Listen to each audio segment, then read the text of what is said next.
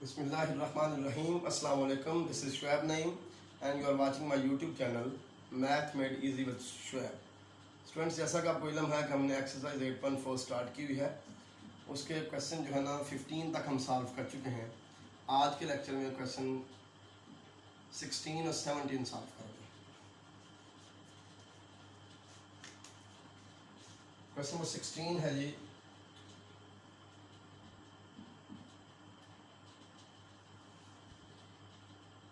Summation 1 to infinity -1 की power n plus 1 tan inverse n। हमने दोनों क्वेश्चंस में, क्वेश्चन 16 में भी और 17 में भी, जो सीरीज गिवन है उनके बारे में चेक करना है कि वो एब्सोल्युटली कन्वर्जेंट है, कंडीशनली कन्वर्जेंट है कि डाइवर्जेंट है। ठीक हो गया। तो एब्सोल्यूट कन्वर्जेंस चेक करने के लिए हम लोग क्या करते हैं कि हम लोग एब्सोल्यूट वैल्यू लेते हैं nth टर्म की और उसके ऊपर अपना कोई प्रीवियस टेस्ट लगाते हैं, ratio test, Cauchy root test, integral test वगैरह, या limit comparison test, basic comparison test हम लगाते हैं। अगर कन्वर्जेंट आ जाए तो हम कहते हैं हमारी गिवन सीरीज एब्सोल्युटली कन्वर्जेंट है। अगर डाइवर्जेंट आ जाए तो हम अल्टरनेटिंग सीरीज टेस्ट लगाते हैं। अगर उसके मुताबिक कन्वर्जेंट आ जाए तो हम कहते हैं हमारी सीरीज कंडीशनली कन्वर्जेंट है। ठीक हो गया, अदरवाइज डाइवर्जेंट। अब यहाँ पे हमारी जो nth टर्म है वो क्या है, -1 की power n plus 1 tan inverse n। ठीक हो गया जी। तो एब्सोल्यूट कन्वर्जेंस चेक करने के लिए इसकी एब्सोल्यूट वैल्यू ले लें आप। an मॉड क्या आ जाएगा, tan इनवर्स n। मैं यहाँ पे डाइवर्जेंस टेस्ट यूज करने लगा, डाइवर्जेंस टेस्ट। इसके ऊपर लिमिट अप्लाई करें आप, limit n approaches infinity, an mod equal आ गया जी limit n approaches infinity tan inverse n। अब tan इनवर्स इंफिनिटी क्या होता है, π/2। π/2 जीरो के इक्वल नहीं है। डाइवर्जेंस टेस्ट ये कहता है कि अगर आपकी लिमिट जो है वो जीरो के इक्वल नहीं आती तो आपकी सीरीज डाइवर्जेंट होती है। So by divergence test 1 to infinity an mod is divergent। अब अगर ये डाइवर्जेंट आ जाए तो हमने फिर अल्टरनेटिंग सीरीज टेस्ट यूज करना होता है कंडीशनल कन्वर्जेंस चेक करने के लिए। लेकिन अल्टरनेटिंग सीरीज टेस्ट के जरिए भी कन्वर्जेंट होने के लिए जो दो कंडीशंस हैं उनमें से एक कंडीशन ये है कि ये लिमिट जो है ये ज़ीरो आनी चाहिए, लेकिन यहाँ पे ज़ीरो नहीं आ रही। इसका मतलब है कि अल्टरनेटिंग सीरीज टेस्ट के जरिए भी पता क्या चलेगा कि हमारी गिवन सीरीज कन्वर्जेंट है।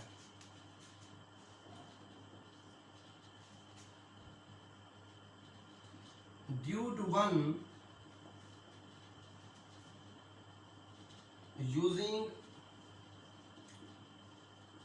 alternating series test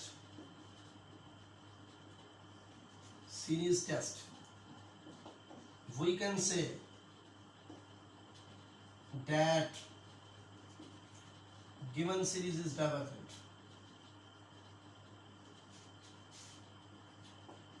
divergent, ना कंडीशनली कन्वर्जेंट ना एब्सोल्युटली कन्वर्जेंट, ये डाइवर्जेंट है।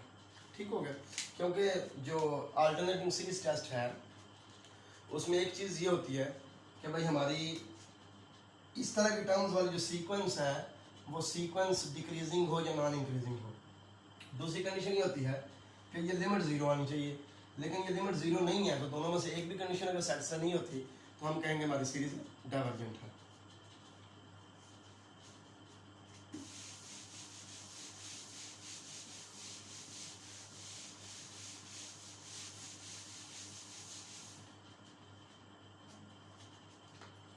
क्वेश्चन 17 जी,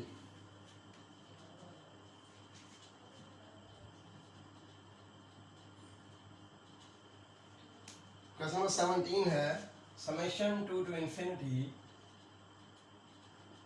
-1 की power n -1 1 over n log of n का होल स्क्वायर। ठीक हो गया। यहां पे जो टर्म है वो क्या है, -1 की power n -1 1 over n log of n का स्क्वायर। ठीक हो गया। एब्सोल्यूट कन्वर्जेंस चेक करने के लिए एब्सोल्यूट वैल्यू ले लें आप nth टर्म की 1/n log of n का स्क्वायर। इस क्वेश्चन में हमने एब्सोल्यूट कन्वर्जेंस चेक करने के लिए इंटीग्रल टेस्ट का यूज़ करना है, क्योंकि यहाँ पे वही सूटेबल है और कोई नहीं लगेगा, इंटीग्रल टेस्ट ही लगेगा।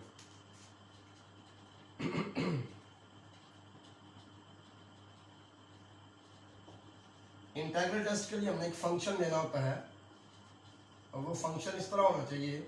सिंपल बात यह है कि आपके पास जो an की एब्सोल्यूट वैल्यू है, इसमें जहाँ जहाँ पे n है वहाँ पे आप x लिख दें, हमारा रिक्वायर्ड फंक्शन आ जाएगा जो इंटीग्रल टेस्ट के लिए यूज़ होता है।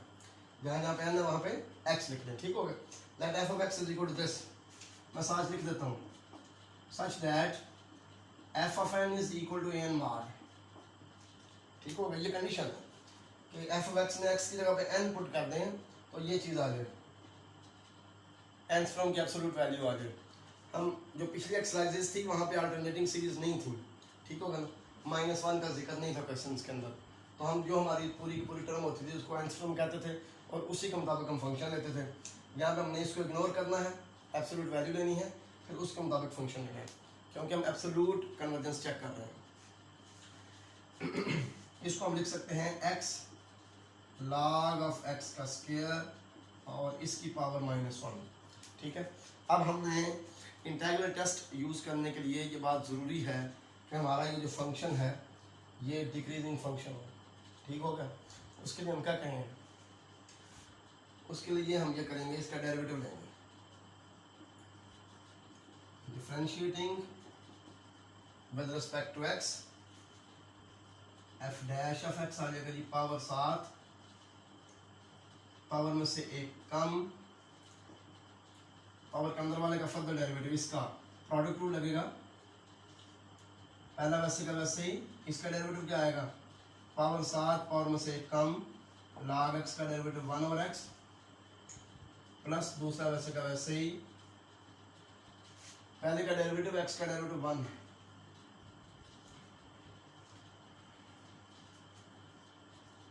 x से कैंसिल हो गया,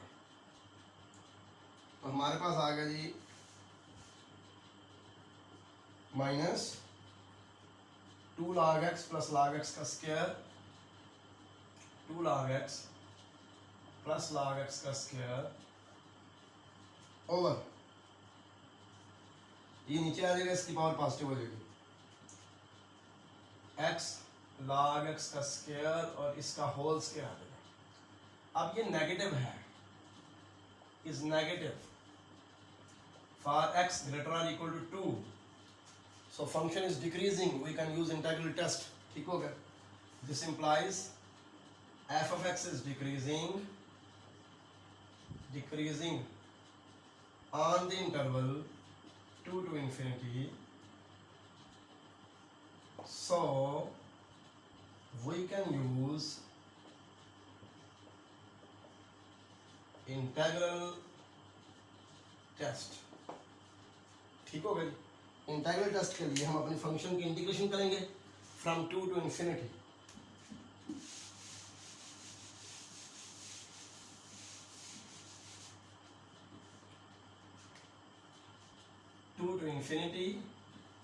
फंक्शन क्या है 1/x log of x का स्क्वायर, इसको हम लिख सकते हैं log x की पावर -2 इंटू 1/x। अब log x का साथ डेरिवेटिव मौजूद है, log x का डेरिवेटिव है 1/x, ठीक हो गया। हम क्या करेंगे, log x की पावर में 1 प्लस कर देंगे, -2 + 1 यानी कि -1 ओवर भी -1, यह आ गया 2 to infinity, इसको हम कह सकते हैं -1 log x और लिमिट आ गई 2 to infinity।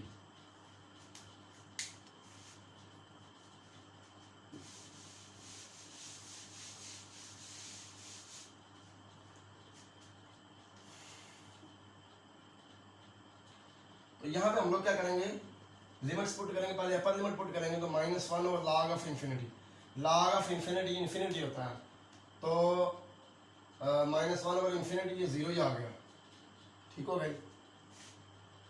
फिर लोअर लिमिट पुट करेंगे 1 log of 2 आ जाएगा, तो ये 1 log of 2 आ गया। इसका मतलब है कि हमारा इंटीग्रल जो है ये कन्वर्जेंट है। अगर इंटीग्रल कन्वर्जेंट हो तो इंटीग्रल टेस्ट ये कहता है कि हमारी सीरीज भी कन्वर्जेंट है।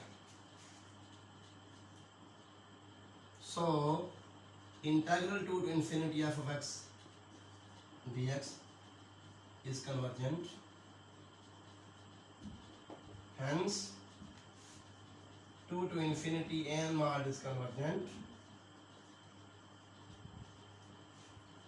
So given series is absolutely convergent.